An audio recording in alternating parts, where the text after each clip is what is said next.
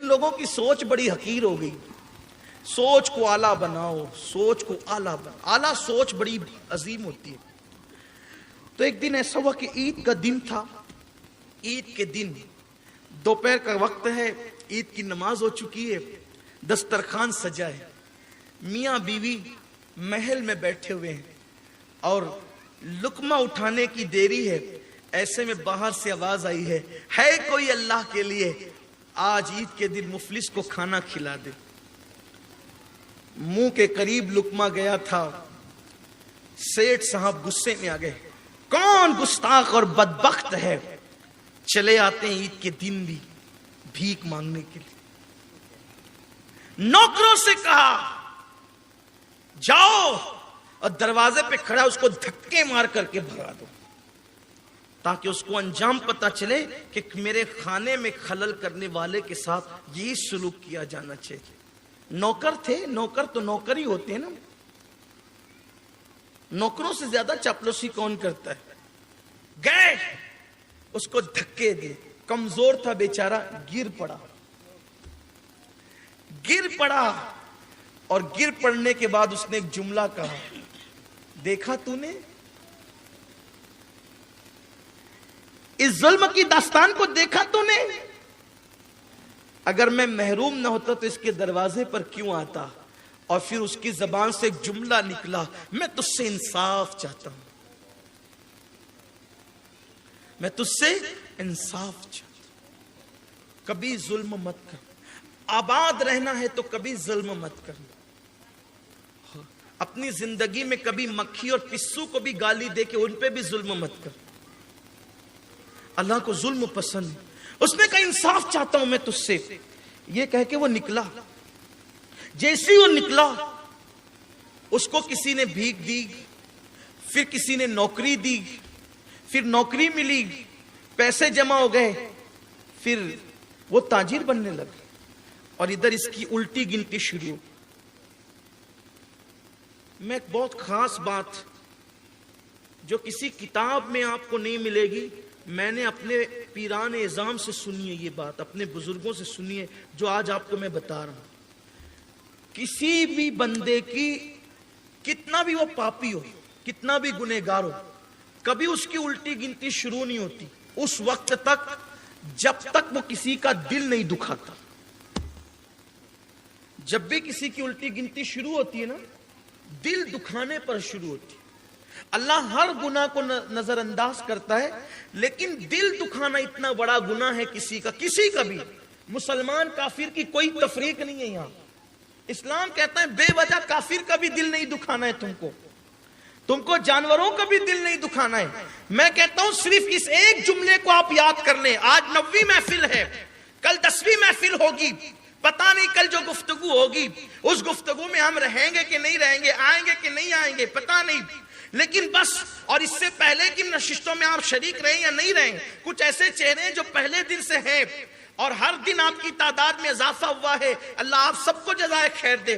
لیکن بس میں اتنا کہتا ہوں, میری یہ 9ویں گفتگو ہے, بلکہ آپ تو مجھے کم و بیش 21 سال سے سن رہے ہیں, بہت سارے لوگ میرے بچپنے سے مجھے سن رہے ہیں. لیکن آپ سے آج اتنا کہہ دیتا ہوں کہ آپ کو کچھ یاد رہے یا نہ یاد رہے, یہ ایک جملہ آپ گانٹھ باندھ لو اور اپنے بچوں کو بھی نصیحت کرنا. اگر آباد رہنا ہے دنیا اور آخرت میں تو آج دل پہ نقش کر لو کہ زندگی میں کبھی کسی کا دل نہیں دکھائیں گے. اگر آپ نے دل نہیں دکھایا اور دل خوش ہی کرتے رہے تو انشاءاللہ دنیا بھی آباد رہے گی, آخرت بھی آباد رہے گی. کیونکہ حضرت مجدد الفسانی فرماتے ہیں دل اللہ کے ہمسائے ہیں, دل اللہ کے پڑوسی ہے. پڑوسی کیسا بھی ہو اس کی حمایت تو کرنی ہی کرنی ہے. میرے آقا علیہ السلام کے دیوانوں یاد رکھنا, کبھی کسی مومن کا دل, عام انسان کا دل دکھانے کی اجازت نہیں تو مومن کا دل کیسے دکھا سکتے. کسی کا دل کبھی مت دکھانا. بڑے سے بڑا نقصان جھیل لو مگر کبھی کسی کا دل مت دکھاؤ, کسی کے دل کو تکلیف مت پہنچاؤ. کیا ہوا جب اس کا دل دکھا, اس نے کہا مجھے تو نے محروم کیا, میں اس کی چوکھٹ پہ آیا, آج میں تجھ سے انصاف چاہتا ہوں. یہ کہہ کر کے وہ اٹھا, اٹھ کر کے نکل گیا. ادھر سیٹھ صاحب کی الٹی گنتی شروع ہو گئی. لوگ کہتے ہیں نا کبھی کبھی کاروبار پہ زوال آتا ہے, عزت پہ زوال, پتہ نہیں مجھ سے کیا گناہ ہوا. سارے گناہ بعد میں گننا, پہلے یہ دیکھ تو نے کسی کا دل دکھایا. اب بتاؤ جب عام انسان کا دل دکھانا اتنا گناہ ہے تو جو ماں باپ کا دل دکھاتے ہیں, جو گناہ کر کے اللہ کے رسول کا دل دکھاتے ہیں, بہت برا کر رہے ہیں لوگ. زوال لوگوں کو یوں ہی نہیں آتا. اس کی جب الٹی گنتی شروع ہوئی تو کیا وہ کاروبار ڈھپ پڑا. جب کاروبار ڈھپ پڑا تو نوکر ہٹتے چلے گئے. پھر اور کاروبار کو زوال آیا, کھانے کا محتاج ہو گیا, مکان بیچنے نکال دیا. وہ محل جس میں وہ رہتا تھا محل بیچنے نکال دیا. جب محل بیچنے نکالا بے گھر ہو گیا. جب بے گھر ہو گیا تو اس وقت اس کے بیوی کے میکے کے لوگ آئے, کہنے لگے ہماری اتنی خوبصورت جوان بیٹی کو تم لے کے رہو گے کہاں؟ درختوں کے نیچے, پہاڑوں کے اندر. ہماری بیٹی کی آبرو کو ہر وقت حملہ ہے, ہر وقت خطرہ ہے. ایک کام کرو, ہم نے تمہارا مال, تمہاری عزت, تمہارا کاروبار دیکھ کر بیٹی دی تھی. اب تمہارے پاس نہ مال رہا, نہ کاروبار رہا, نہ مکان رہا, نہ دکان, کچھ نہیں رہا. ہماری بیٹی کو طلاق دے دو. چند دن ہی میں اس کی بیوی کو طلاق ہو گئی. طلاق کے بعد اب وہ لوگوں کے پاس جاتا نوکری مانگنے کے لیے تو لوگ اس کو نوکری بھی نہیں دیتے. مزدوری کے لیے جاتا لوگ اس کو مزدوری بھی نہیں دیتے. جب تنگ آ گیا, سب لٹ گیا, اب وہ بھیک مانگنے لگے. انہی ایام میں ماہ رمضان شریف آیا. اسی رمضان شریف کے بعد عید کی صبح طلوع ہوئی. عید کی صبح کا آغاز ہوا اور عید کی نماز پڑھ کے جب لوگ اپنے گھروں کی طرف جانے لگے, اسی محل میں جو پچھلے سال اس سیٹ صاحب کا تھا, اسی محل میں اب کوئی میاں بیوی اور تھے.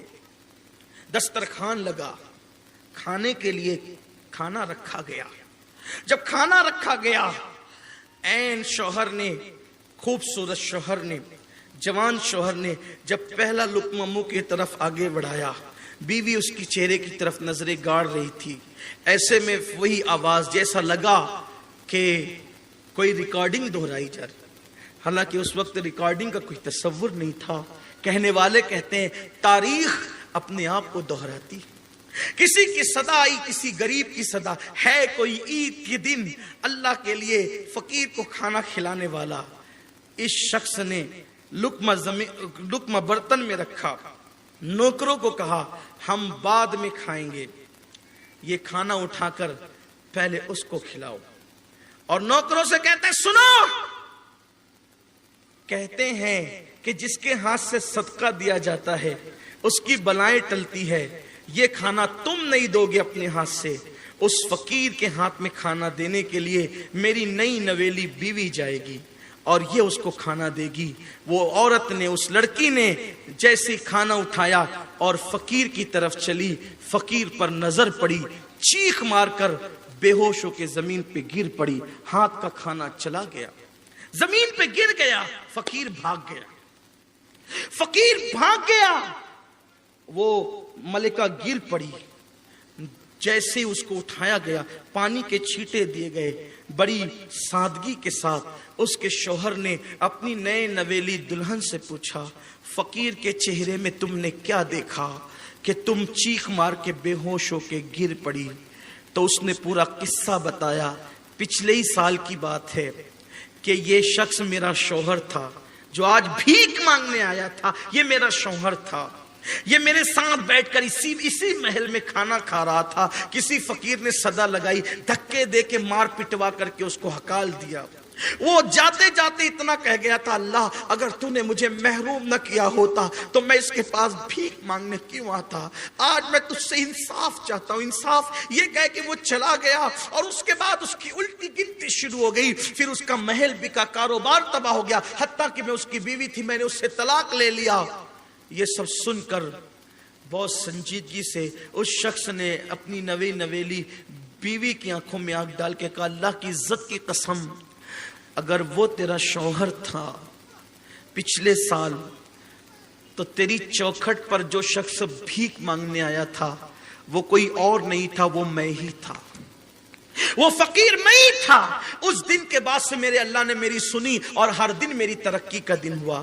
دیکھو صرف 1 سال میں یہ انقلاب آیا. ظالم فقیر ہوا, مظلوم مالدار ہو گیا. اس لیے مال ملے, عزت ملے, علم ملے, کچھ ملے, اللہ کی جو نعمت ملے, اللہ کی مخلوق پہ کبھی ظلم مت کرنا. میرے نبی نے فرمایا الخلق عیال اللہ, مخلوق اللہ کا کنبہ ہے. اور ایک مقام پہ فرمایا ارحموا من فی الارض ویرحمکم من فی السماء, زمین والوں پہ تم رحم کرو, آسمانوں کا خالق تم پر رحم کرے گا. آؤ آج اللہ کی بارگاہ میں سچی توبہ کرو. اللہ مجھے آپ سب کو معاف کرے.